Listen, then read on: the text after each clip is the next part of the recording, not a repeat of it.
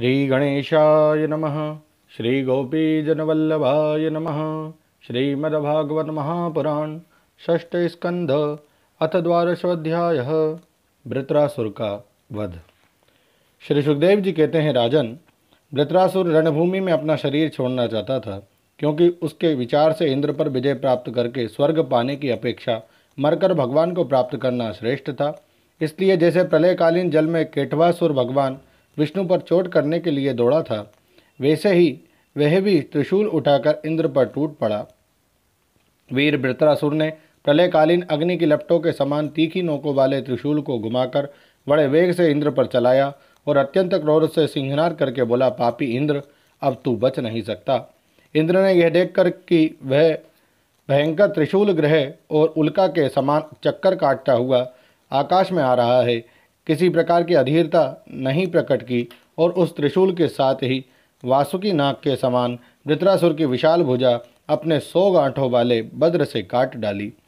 एक वहाँ कट जाने पर वृत्रासुर को बहुत क्रोध हुआ। उसने वज्रधारी इंद्र के पास जाकर उनकी थोड़ी में और गजराज ऐरावत पर परिघ से ऐसा प्रहार किया कि उनके हाथ से वह वज्र गिर पड़ा। वृत्रासुर के इस अत्यंत अलौकिक कार्य को देखकर देवता, असुर, चारण, सिद्धगण आदि सभी प्रशंसा करने लगे, परंतु इंद्र का संकट देखकर वही लोग बार बार हाय हाय कहकर चिल्लाने लगे। परीक्षित, वह वज्र इंद्र के हाथ से छूटकर वृत्रासुर के पास ही जा पड़ा था, इसलिए लज्जित होकर इंद्र ने उसे फिर नहीं उठाया। तब वृत्रासुर ने कहा, इंद्र, तुम वज्र उठाकर अपने शत्रु को मार डालो, ये विषाद करने का समय नहीं है। देखो, सर्वज्ञ सनातन आदि पुरुष भगवान ही जगत की उत्पत्ति, स्थिति और प्रलय करने में समर्थ है। उनके अतिरिक्त देहाभिमानी और युद्ध के लिए उत्सुक आतताइयों को सर्वदा जय ही नहीं मिलती। वे कभी जीतते हैं तो कभी हारते हैं। ये सब लोक और लोकपाल जाल में फंसे हुए पक्षियों की भांति जिसकी अधीनता में विवश होकर चेष्टा करते हैं, वह काल ही सबकी जय पराजय का कारण है। वही काल मनुष्य के मनोबल, इंद्रिय बल, शरीर बल, प्राण, जीवन और मृत्यु के रूप में स्थित है। मनुष्य उसे न जानकर जड़ शरीर को ही जय पराजय आदि का कारण समझता है। इंद्र जैसे काठ की पुतली और यंत्र का हरिण नाचाने वाले के हाथ में होते हैं, वैसे ही तुम समस्त प्राणियों को भगवान के अधीन समझो। भगवान के कृपा प्रसाद के बिना पुरुष, प्रकृति, महत्त्व, अहंकार, पंचभूत, इंद्रियां और अंतःकरण, चतुष्टय, ये कोई भी इस विश्व की उत्पत्ति आदि करने में समर्थ नहीं हो सकते। जिसे इस बात का पता नहीं है कि भगवान ही सबका नियंत्रण करते हैं, वही इस परतंत्र जीव को स्वतंत्र कर्ता भोक्ता मान बैठता है। वस्तुतः स्वयं भगवान ही प्राणियों के द्वारा प्राणियों की रचना और उन्हीं के द्वारा उनका संहार करते हैं। जिस प्रकार इच्छा न होने पर भी समय विपरीत होने से मनुष्य को मृत्यु और अपयश आदि प्राप्त होते हैं, वैसे ही समय की अनुकूलता होने पर, इच्छा न होने पर भी उसे आयु, लक्ष्मी, यश और ऐश्वर्य आदि भोग भी मिल जाते हैं। इसलिए यश, अपयश, जय पराजय, सुख दुख, जीवन मरण, इनमें से किसी एक की इच्छा अनिच्छा न रखकर सभी परिस्थितियों में समभाव से रहना चाहिए। हर्ष शोक के वशीभूत नहीं होना चाहिए। सत्व, रज और तम ये तीनों गुण प्रकृति के हैं, आत्मा के नहीं। अतः जो पुरुष आत्मा को उनका साक्षी मात्र जानता है, वह उनके गुण दोष से लिप्त नहीं होता। देवराज इंद्र, मुझे भी तो देखो, तुमने मेरा हाथ और शस्त्र काट कर एक प्रकार से मुझे परास्त कर दिया है, फिर भी मैं तुम्हारे प्राण लेने के लिए यथाशक्ति प्रयत्न कर ही रहा हूँ। यह युद्ध क्या है? एक जुए का खेल। इसमें प्राण की बाजी लगती है, वाणों के पासे डाले जाते हैं और वाहन ही चौसर है। इसमें पहले से ये बात नहीं मालूम होती कि कौन जीतेगा और कौन हारेगा। श्री सुखदेव जी कहते हैं, परीक्षित, वृत्रासुर के ये सत्य एवं निष्कपट वचन सुनकर इंद्र ने उनका आदर किया और अपना वज्र उठा लिया। इसके बाद बिना किसी प्रकार का आश्चर्य किए मुस्कुराते हुए वे कहने लगे। देवराज इंद्र ने कहा, अहो दानवराज, सचमुच तुम सिद्ध पुरुष हो, तभी तो तुम्हारा धैर्य, निश्चय और भगवत भाव इतना विलक्षण है। तुमने समस्त प्राणियों के सुहृद आत्मा स्वरूप जगदीश्वर की अनन्य भाव से भक्ति की है। अवश्य ही तुम लोगों को मोहित करने वाली भगवान की माया को पार कर गए हो, तभी तो तुम असुरोचित भाव छोड़कर महापुरुष हो गए हो।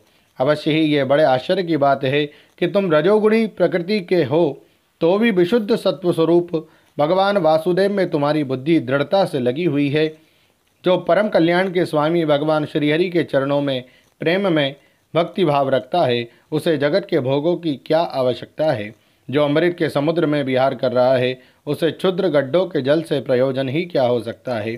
श्री सुखदेव जी कहते हैं, परीक्षित, इस प्रकार योद्धाओं में श्रेष्ठ महापराक्रमी देवराज इंद्र और वृत्रासुर धर्म का तत्व जानने की अभिलाषा से एक दूसरे के साथ बातचीत करते हुए आपस में युद्ध करने लगे। राजन, अब शत्रुसूदन वृत्रासुर ने बाएं हाथ से फौलाद का बना हुआ एक बहुत भयावना परिघ उठाकर आकाश में घुमाया और उससे इंद्र पर प्रहार किया, किंतु देवराज इंद्र ने वृत्रासुर का वह परिघ तथा हाथी की सूंड के समान लंबी भुजा अपने 100 गांठों वाले वज्र से एक साथ ही काट गिराई। जड़ से दोनों भुजाओं के कट जाने पर वृत्रासुर के बाएं और दाएं दोनों कंधों से खून की धारा बहने लगी। उस समय वे ऐसा जान पड़ा मानो इंद्र के वज्र की चोट से पंख कट जाने पर कोई पर्वत ही आकाश से गिरा हो।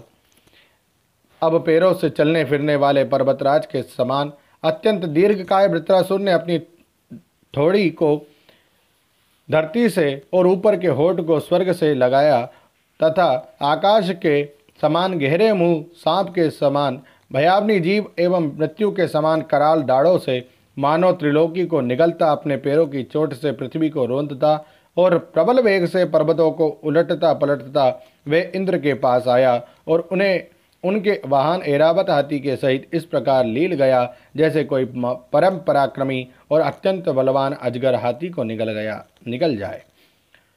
प्रजापतियों और महर्षियों के साथ देवताओं ने जब देखा कि वृत्रासुर इंद्र को निगल गया तब तो वे अत्यंत दुखी हो गए तथा हाय हाय बड़ा अनर्थ हो गया यूँ कहकर विलाप करने लगे। बल दैत्य का संहार करने वाले देवराज इंद्र ने महापुरुष विद्या नारायण कवच से अपने को सुरक्षित कर रखा था और उनके पास योगमाया का बल था ही, इसलिए वृत्रासुर के निगल लेने पर भी उसके पेट में पहुंचकर भी वे मरे नहीं। उन्होंने अपने वज्र से उसकी कोख फाड़ डाली और उसके पेट से निकलकर बड़े वेग से उसका पर्वत शिखर के समान ऊंचा सिर काट डाला।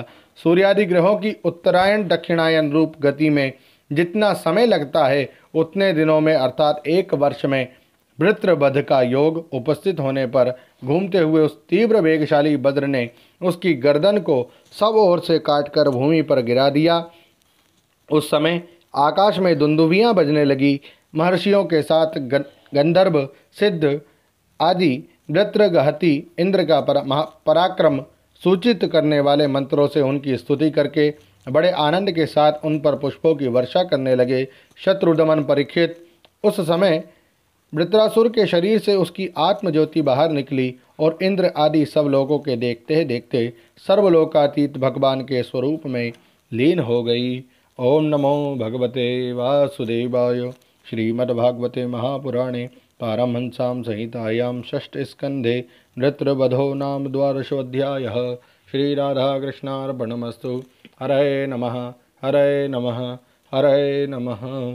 जय श्री कृष्ण।